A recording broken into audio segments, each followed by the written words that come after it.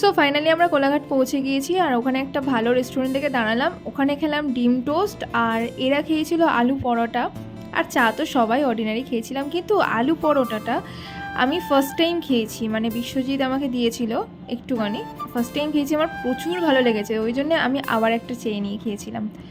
তারপর গাড়িতে বসলাম, তারপরে রাস্তায় এক জায়গায় ব্রেক নিয়ে দেখা হলো ডাবওয়ালার সাথে। ডাবের জল খাওয়া তো আমার কাছে সাধারণ বিষয়, কিন্তু ডাবের শাঁস, ও মাই গড, আমার এত ভালো লাগে। যদি কেউ আমার সামনে খায় না, তার ডাবের শাঁসে এত লোভ দেবো যে তার সত্যি শরীর খারাপ হবে, আমি নিজেকে কন্ট্রোলই করতে পারি না।